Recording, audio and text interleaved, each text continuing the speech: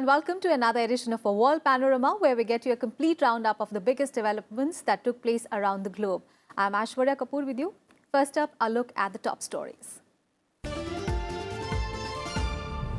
Trouble mounts for the US president as former lawyer Michael Cohen sentenced to 3 years in prison. Admits he worked at the direction of Trump to pay 2 women to keep quiet about their alleged affairs with the US president.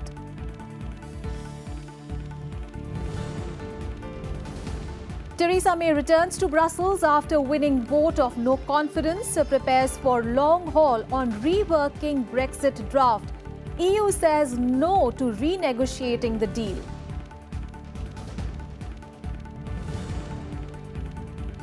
Setback for Sri Lankan President Sirisena. Country's top court rules his dissolution of parliament as unconstitutional. State set for return of Wickremesinghe as Prime Minister as he proves his majority in Parliament. And tensions continue to rise across France as Yellow Vest protests persist. Protesters express disappointment over a series of measures Macron announced to improve workers' spending power. Our top story is from the United States, where President Donald Trump's former personal lawyer Michael Cohen has been sentenced to 3 years in prison for financial crimes and orchestrating huge payments to women before the 2016 election. Cohen pleaded guilty in 2 separate cases. One was brought by Robert Mueller over Cohen's lies to Congress about a possible Trump Tower project in Moscow that he pursued in the heat of Trump's presidential campaign.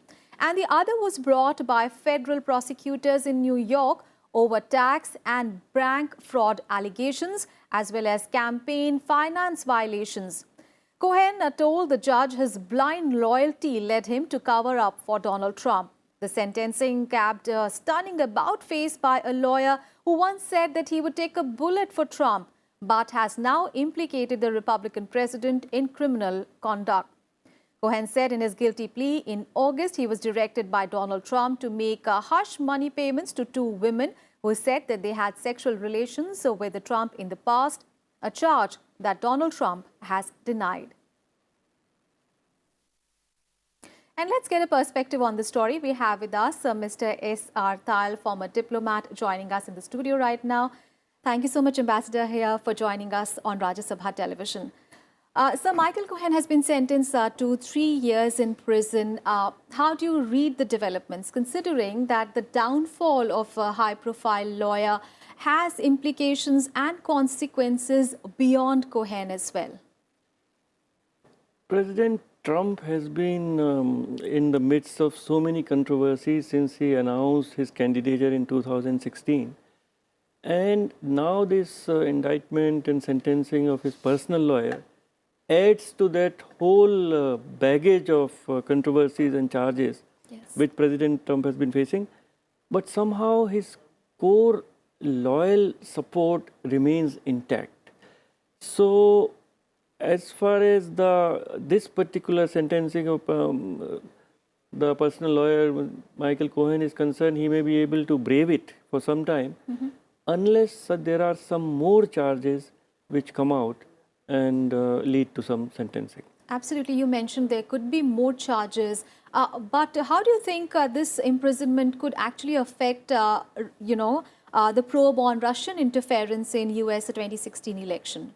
Do you think this could have an impact on that as well? That Mueller investigation is going on, and there are more serious charges of Hillary Clinton's email being hacked at the instance of Trump campaign, meetings between Donald Trump's son and son-in-law and some Russian representatives.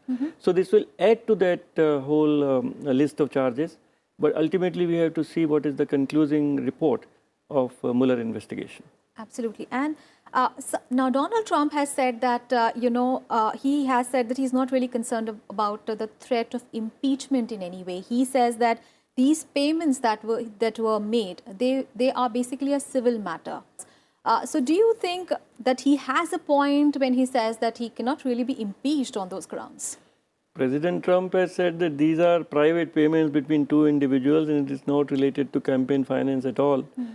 But ultimately, this is a question of judgment and trial.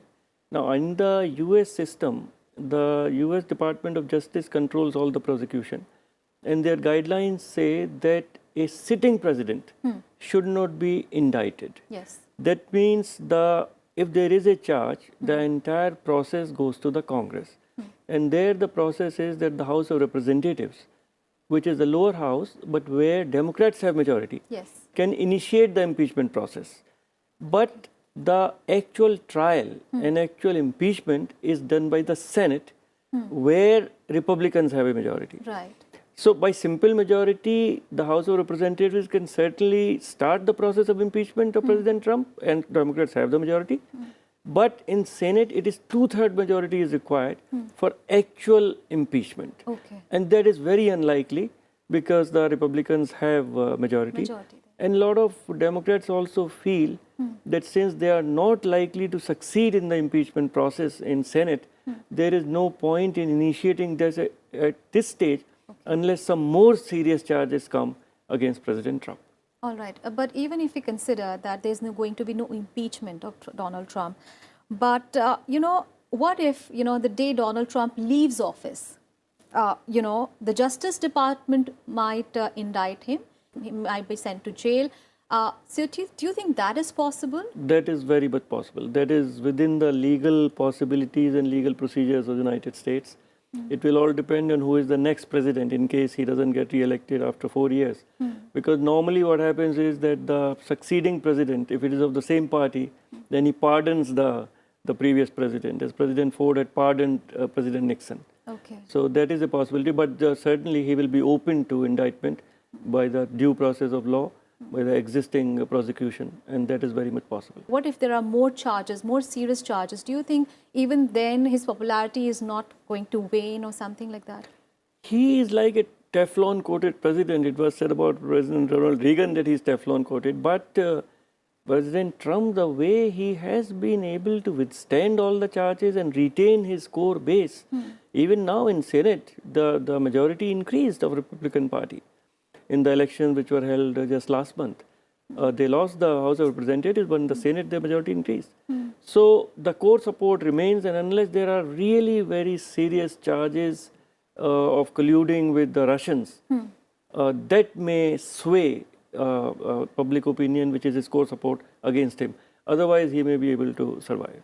All right, he might be able to survive, but Cohen's improbable journey from Donald Trump's legal counsel to perhaps the most potent vehicle for President Donald Trump's legal exposure, that is absolutely bizarre. And he may spill more beans because Cohen was his personal lawyer. So this is just one set of charges. But if he says something more about the personal dealings of President Trump, that can open a new can of worms. Absolutely. Thank you so much, sir, for joining and sharing your perspective on that story. Thank you so much for joining us. And on to the other big story this week. British Prime Minister Theresa May survived another political battle, successfully winning a vote of no confidence triggered by Conservative politicians with a vote of 200-217. May stared down rebels in her party and she clung to power in a secret ballot. Her victory means no further leadership challenge can be mounted on her for 12 months under party rules. And May will be the UK's leader as it navigates its way through the Brexit, which is due in March next year.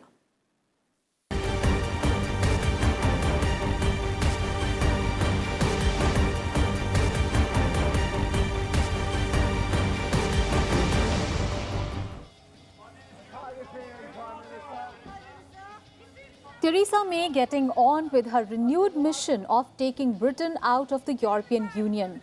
This after May survived a leadership challenge from lawmakers in her Conservative Party who oppose her Brexit plan, winning a no-confidence vote by Conservative lawmakers that would have ended her leadership of the party and the country.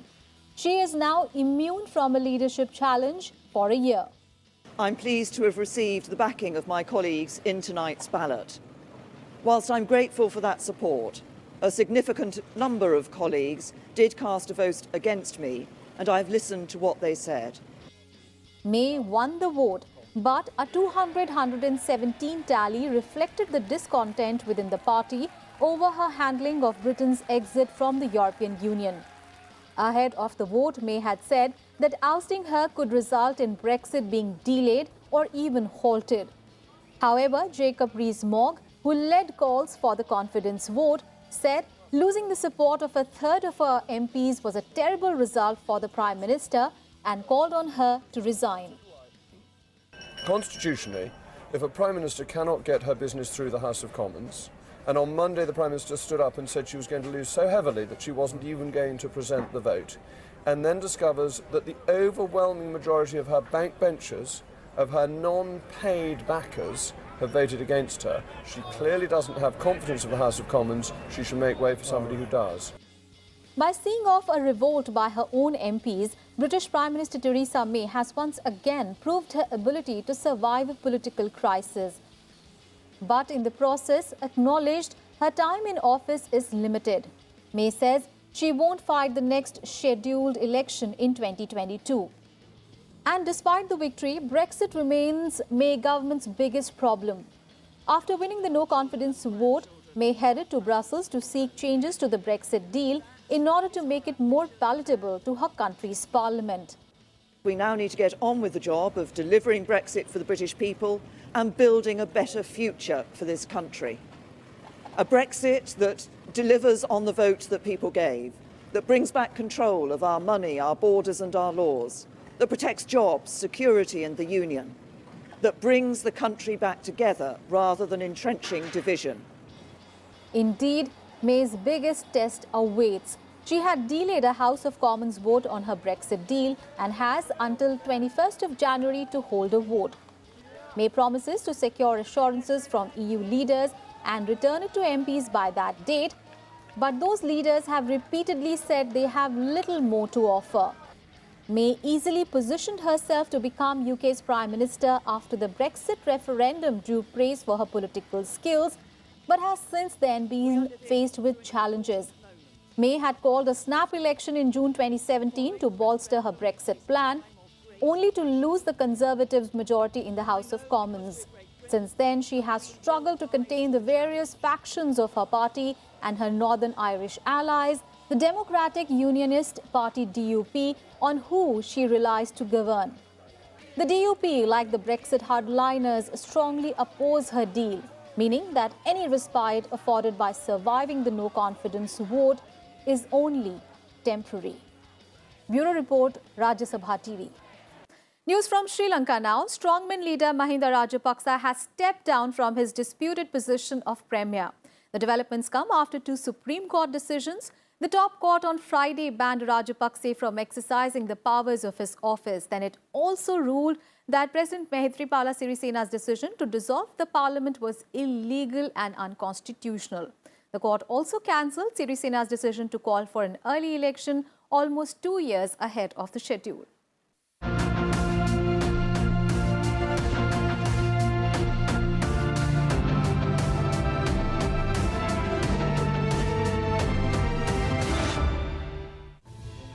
Fast-changing developments in Sri Lanka, sacked PM Ranil Wickremesinghe is all set to return to office. This after the country's top court ruled that the president's dissolution of parliament last month was unconstitutional. President Maithripala Sirisena had on 26 October dismissed his Prime Minister Wickremesinghe and replaced him with former leader Mahinda Rajapaksa. When that decision was contested, he dissolved parliament. However, close to 13 petitions were then filed against that decision, and the Supreme Court ruled that the president could not dissolve parliament until it was 4.5 years through its 5-year term. As a country, we all have to be joyful, and we have to celebrate the fact that we have an authentic, independent judiciary that has acted as a check on the power of the executive. Today, the Supreme Court judgment amply exemplifies through their unanimous decision that the Constitution was violated. 2 days ahead of the SC's ruling, Wickremesinghe also proved his majority in Parliament with 117 out of 225 lawmakers voting to pass a confidence motion in his leadership. Rajpaksha, on the other hand, has so far failed to prove his majority in parliament. Controversial leader Rajpaksha was president at the end of Sri Lanka's nearly 3-decade-old civil war in 2009 and is accused of presiding over vast human rights abuses, which he denies. Bureau Report, Rajya Sabha TV. On to the other top story this week, French President Emmanuel Macron has called for a return to calm and order as tensions continue to rise across France as Yellow Vest protests persist. The French movement that kicked off over higher fuel taxes quickly morphed into a nationwide grassroots protest against the high cost of living and the government. President Macron has since offered tax and wage concessions in a bid to end the protest, but to no avail.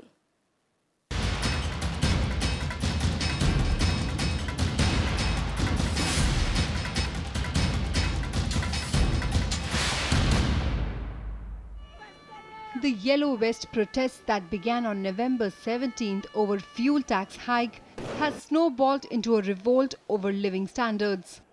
Yellow Vest demonstrators in northern France said they will continue their protests against the high cost of living in France. We are all very motivated to keep the movement going. I think that Mr. Macron doesn't realize what the situation is. The movement is about people suffering. We have planned to spend Christmas here. We can go on until Easter, until they give up. We need purchasing power. The French government on Thursday called on the Yellow Vest protesters to abandon their protest in view of the Strasbourg Christmas market attack that killed at least 3 people. Weekly protests over the last month have frequently turned violent in Paris and other major cities, with shops looted and prolonged clashes with the police.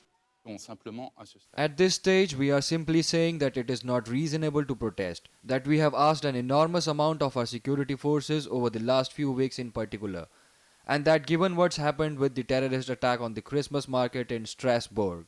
To placate the protesters, President Emmanuel Macron announced wage rises for the poorest workers and tax cuts for pensioners. In his first national address following France's worst unrest for years, Macron sought to restore calm and struck a humble tone after accusations that his economic policies were fracturing the country. We want a France where one can live in dignity through one's work. I ask the government and parliament to do what is necessary so one can live better on his work salary from the beginning of next year. However, protesters in northern France said they were not convinced by measures announced by Macron. I didn't think much of it. I would say that the 100 euros is small, because if we remove the charges, it makes a total of 80 euros more or less. Meanwhile, a 6th Yellow Vest protester died on Thursday as violent demonstrations continue across France. He was reportedly hit by a truck at a protest roadblock. The protests began on November 17th over fuel tax have spread. A state of emergency was declared in early December in France due to the unrest, but it shows no signs of abating. Rather, its effect is also being seen in other countries. Egypt has restricted the sale of yellow vests ahead of the anniversary of the 2011 uprising to stop demonstrators copying French protesters. Protesters in Belgium and Netherlands have also adopted the clothing, while a Red Vest movement has reportedly been launched in Tunisia. Bureau Report, Rajya Sabha TV. And here is the wrap of other major international news stories in the Globe Watch. A top executive of Chinese company Huawei was released on bail by a Canadian court. Huawei's the chief financial officer and the daughter of its founder, Meng Wanzhou, faces U.S. accusations that she misled banks about Iran-linked transactions, putting the banks at a risk of violating U.S. sanctions. She awaits a hearing for extradition to the United States, a move that could help placate Chinese officials angered by her arrest. U.S. President Donald Trump had earlier said that he would intervene the Justice Department's case against Meng if it would serve national security interests or help close a trade deal with China. Google CEO Sundar Pichai testified before the US House of Representatives Judiciary Committee on 11th of December. During his testimony, the Google CEO was questioned about company's project Dragonfly, which has been a subject of concern among the human rights advocates and Google employees alike. Besides this, the lawmakers also questioned Sundar Pichai on his company's political biases. Pichai also informed on plans of his company launching a censored version of its search engine in China, saying that at the moment there were no plans to launch search in China. However, he did not rule out a future possibility. And a new era of civilian space travel awaits us. A Virgin Galactic rocket plane reached space this week and returned safely to the California desert, concluding roughly an hour's journey. This caps years of testing to become the first US commercial human flight to breach Earth's atmosphere since America's shuttle program ended in 2011.